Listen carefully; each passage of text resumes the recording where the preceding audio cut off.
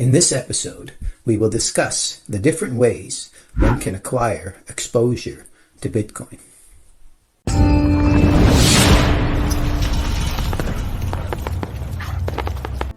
Hi, my name is Rocco, aka Bitcoin's best friend.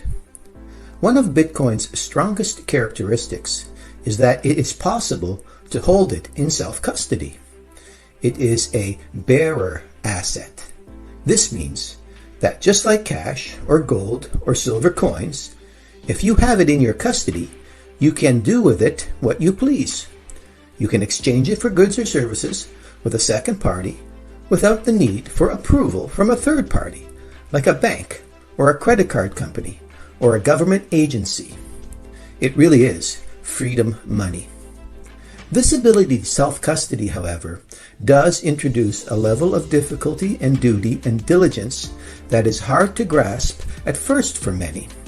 In order to take self-custody of your Bitcoin, you must take it off the exchange you purchased it from by creating a private key in what is known as a cold storage hardware wallet that never touches the internet and that only you can access. It's not really that daunting a task, as there are countless resources that can teach you how this is done.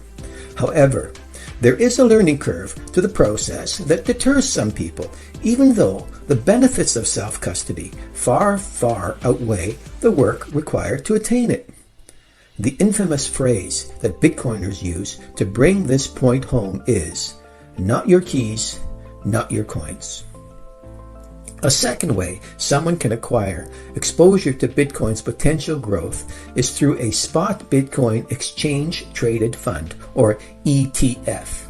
This means the fund buys the actual Bitcoin and holds it in storage. You simply purchase shares in the fund. This relieves you of the responsibility to safely secure the Bitcoin, and it gives you tax advantages, like being able to hold the shares in a tax-free savings account or a registered retirement savings plan. This type of ETF has been in place for several years in Canada. However, at the time of this recording, the big news everyone is talking about is that the largest global investment firm in the world, by far, BlackRock, is applying for permission to form such a spot Bitcoin ETF in the USA.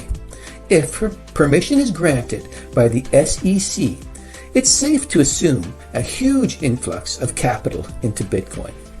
But remember, with an ETF, you don't actually own the Bitcoin, the fund does. So now, the element of third-party risk does come back into play. Another way to acquire Bitcoin by proxy is to use a regular brokerage account and simply purchase shares of Michael Saylor's company, MicroStrategy. As I mentioned before, the company owns in excess of 140,000 Bitcoin, so their fate is inevitably tied to Bitcoin's success. And once again, tax advantages can be had this way, but you would not actually own any Bitcoin, but you would benefit from its potential. I must state again, this is not financial advice. I'm just a talking dog who is fascinated by the Bitcoin rabbit hole fate has led me to, and I very much like sharing my journey of discovery with others. So please follow me. Please like, subscribe, and hit the notification bell. And always remember that just like a talking dog, Bitcoin is a miracle.